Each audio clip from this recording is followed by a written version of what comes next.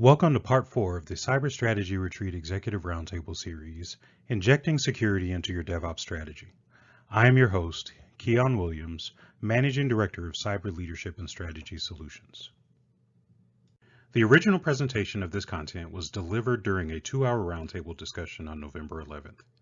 We are happy to make portions of the program available to the community to support knowledge sharing for information security professionals. The original event was presented with support of my friends Ron Ross, Carolyn Wong, and Stephen Gates. In Part 1, I discussed the role that governance, strategy, and strategic planning play to support the implementation of a DevOps program that supports the security goals and objectives of an organization. In Part 2, Ron shared his ideas about the critical role that system security engineering plays in DevOps and DevSecOps. For Part 3, I'm pleased to feature the insights and the wisdom from Caroline Wong, who will help us to understand the role that penetration testing plays to ensure the security of your DevOps program. In Part 1, I described how governance, strategy, and strategic planning work together to create a DevOps approach that supports the security goals and objectives of an organization. In Part 2, Ron shared his perspective about the role that system security engineering plays to strengthen both DevOps and DevSecOps. In Part 3, Caroline Wong helped us understand how important penetration testing is to verify that DevOps is producing the desired security outcome. Finally, in Part 4, Stephen Gates highlights how important it is to integrate application security testing into your DevOps and DevSecOps programs for your organization. Stephen Gates is a security evangelist and senior solution specialist at Checkmarx. There he creates excellent content to support the company's go-to-market strategy and the brand at large. His work includes white papers, technical research reports, case studies, and ebooks that focus on real-world implementation of application security testing principles and practices. His ability to produce world-class content stems from more than 15 years of information security experience. As you will see in his commentary, Stephen has a great ability to translate complex ideas into simple, understandable nuggets of information that everyone can apply. So a little bit about myself. Here's a question to the audience. When was the very first commercially available firewall? When did it come out? What year? Anybody can remember that? It was actually 1994. And I'm talking about the commercially available. People started buying them. Checkpoint, VPN1. And to think about where we've gone, I guess that's, if I do the math, what is that, 27 years? Almost, of where we're at today with regards to security. And so I'm a subject matter expert in just lots and lots of different technology, lots of approaches, being an engineer myself, hands-on, deploying the technologies. I always tell people I didn't invent the internet, but in the early 90s, I was actually going around to all the central offices all over the world, all over the country, and installing the fiber gear and the router gear and the dial-up gear and the DSL gear and everything else, and to bring the internet to life. And quickly realizing that security was something we did not design into the original deployment. So what I really want to share today is, being a practitioner, I think practical. And that's just the way I operate. And I'm not about policy. I'm more about procedures. And really what I want to share with the audience today is to talk about how do we embed security into DevOps? Because when we look at DevOps fundamentals, right, and we hear the terms values and principles and methods and practices and tools. And so that tells us there's tooling that's involved and DevSecOps, right? How do we embed security? It's going to require tooling. Then we talk about the CAMS model, culture, automation, measurement, sharing, and that tells us there's automation of tooling, and that's a huge requirement into achieving DevSecOps.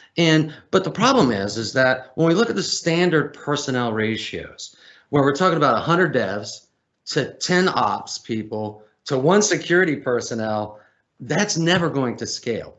And traditionally, we've always had that sort of dev and ops wall, or even security wall, where it's just like, oh, throw it over the wall, and it's somebody else's problem. And so, how do we solve this issue? And we hear the term shift left. What does that mean? How do we shift shift in an infinity 8 loop, right? That's what DevOps is about. We see the icons with the DevOps loop. And so how do we do it? How do we inject security into your DevOps strategy? And so what I did about a year ago, I sat down, wrote a book on what I believe would be the best approach to integrating and embedding security into DevOps practices. And so I wanted to really kind of share that with the audience, and I'm going to go as fast as I possibly can because there's a little bit of content. But first off, my perspective on DevOps is processes, connections, speed, agility, automation tools. That's really what it pertains to. And we even hear the the hype cycle from Gartner, and not trying to plug them or anything, but the trough of disillusionment is probably going to be experienced by quite a few organizations. But when we're talking about security and DevOps, it's really, my perspective is it all begins with AppSec policies. We got to have internal AppSec policies that state what are the acceptable and non-acceptable risks your organization is going to take, because every organization, every piece of software is going to have vulnerabilities. And it acts as a pseudo contract between AppSec and developers. It basically says your responsibilities, my responsibilities, we agree. And it really defines what should be remediated first. Remember, security is not necessarily about finding the bugs, it's about remediating the bugs. And then also it's of course, these DevOps policies are very, very closely associated with DevSecOps, and the policies can be used to track our KPI. We need to adjust. It's sort of a cylindrical process, even inside of our security policy, perspective. It's a cylindrical process we have to continue to improve. Now, we know that these policies are going to conflict. Where? Speed, right? They're going to conflict. And hey, I've got these policies. We can't release vulnerable code. That's going to slow down the speed of my development. And also, security cannot be a roadblock to these processes. Now, once you define your policy, it should also dictate how you automate and integrate application security testing solutions farthest to the left, right? And here at Checkmarx, we are an AST company. We develop many, many different types of application security testing solutions and developer tool sets and developer training for really that fits very, very well into DevOps. But again, once I define the policies and it dictates how I automate, but it also should dictate how I identify vulnerabilities, how I'm going to correlate the results, how do I remediate the vulnerabilities, and how do I manage and monitor my developer KPIs? Because if we're not getting better over time, it's going to continue to be a tremendous problem. And so when we think about where to automate, where do we automate application security testing tools into our pipelines? First off, where the builds are running in the build environment, we're pulling, we're performing code commit and pull requests. The repositories today are the preferred place of putting. That's the farthest left we can get it is in the source code management tools. And then, the world today is Git. It's all about Git today, and really being able to provide that immediate dev feedback, right? Think about a developer.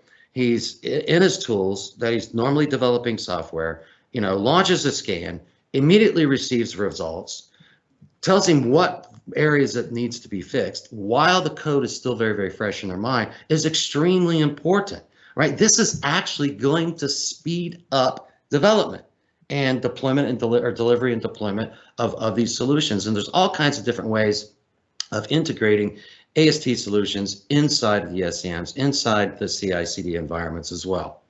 Now, once you perform the activity of integrating the solutions, what kind of solutions do I really need and where do they fit? Well, first off, we have static application security testing, a technology that's been around for a decade and a half, and really implementing it into the code, the check-in, build, test, QA processes. Also, there's a new kid on the block. It's called IAST. And the reason why I'm calling all of these out, because the NIST, that 800.53, right, which Ron and team had worked on, I think it's great. It talks about SAST, it talks about SCA, it talks about IAST, but it really doesn't talk about how to implement them and where to implement and where the best places are to actually get the results that everyone desires. And so when we're talking about IAST, which is interactive application security testing, that's in the test QA phase, software composition analysis in the build test QA phase, and we can't forget secure coding education. and it needs to be embedded directly in the development tools, into the IDEs. You know, a developer runs a scan, comes back, says, hey, this there's a vulnerability in this line of code. You should be able to click on a button, jump to a interactive module that trains you exactly about that vulnerability, teaches them how to quickly remediate that vulnerability. It's been proven that the retention it's going to be long-term.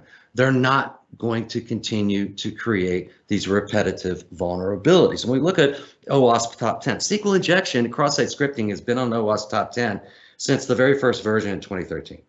And you're looking at that and you're like, wait a second, repetitive coding errors are a huge problem. How do we resolve that? It's through training, and that training must be integrated within the development processes themselves. Okay, so now that I've got my tools, I'm running my scans, I've got to be able to correlate the results. I've got to be able to look and say, hey, if I see a SQL injection, it's with my SAST, running my IAST over here, and my personal preference on IAST is a passive IAST approach, right? It's not a DAS-SAS approach, it's a passive IAST approach, meaning an agent is orchestrated into the actual, into the application. And during functional testing, the IAST is watching all the source to sink, all the inputs to outputs, and says, ah, I see a vulnerability.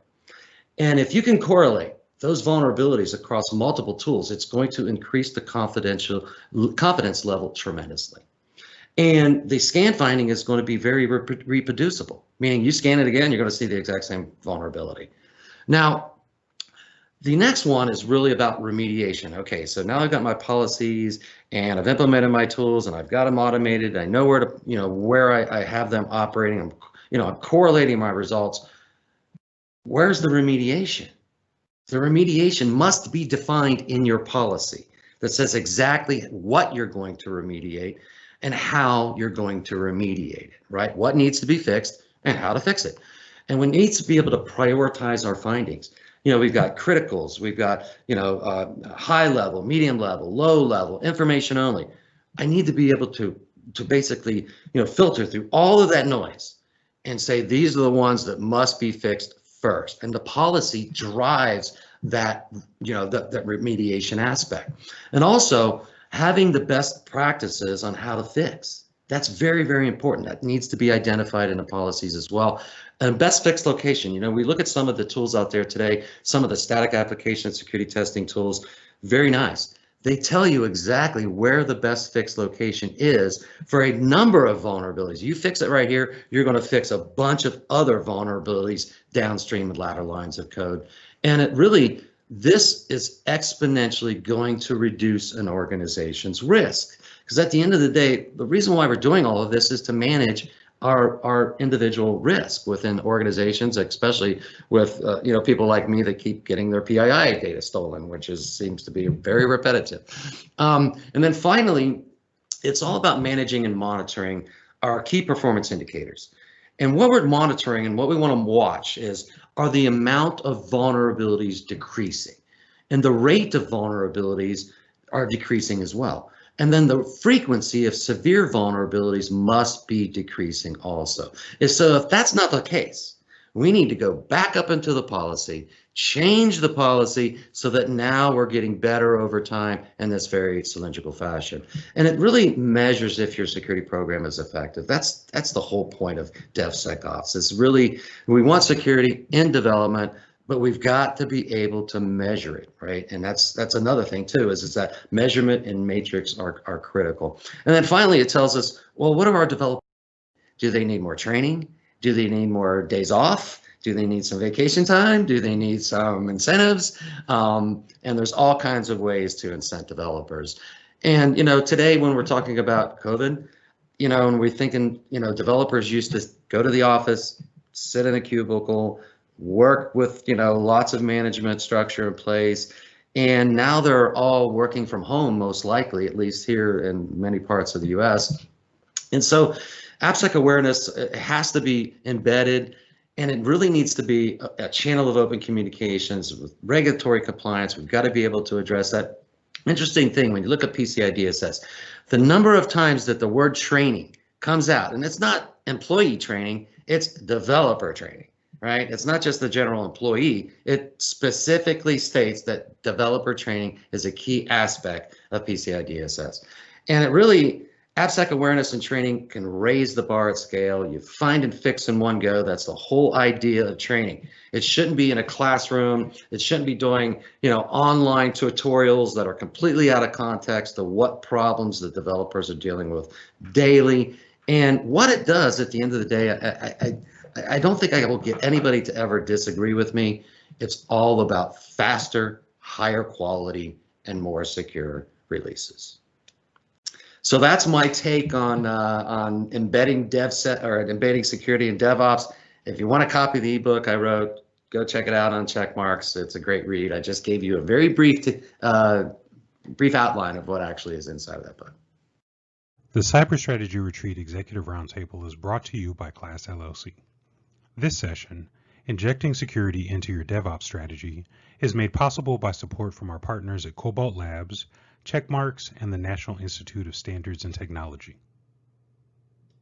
If you like what you hear, please follow CLASS-LLC online and at our social media channels to receive updates and announcements about additional sessions in the series. You will also periodically receive notifications about other Cyber Strategy Retreat content and CLASS-LLC insights. If you want to learn how to apply these principles in practice, the Cyber Executive Masterclass provides a deep review of cyber executive leadership that addresses strategic planning, DevOps, risk management, and a host of other business practices that support the successful execution of a security department. The next cohort of our masterclass starts on 23 January, and you can sign up online at Eventbrite using the link on the slide. So in closing, I'd like to thank you for listening, for sharing, and for providing your feedback about this edition of the Cyber Strategy Retreat Executive Roundtable, Injecting Security into Your DevOps Strategy. If you have any questions or comments and you'd rather not use the social media tools, please send an email to info@class-llc.com. This is a great way to submit feedback, ask a question, or request a complimentary consultation with our workforce development or professional services teams. Have a great day, and we look forward to seeing you at the next session.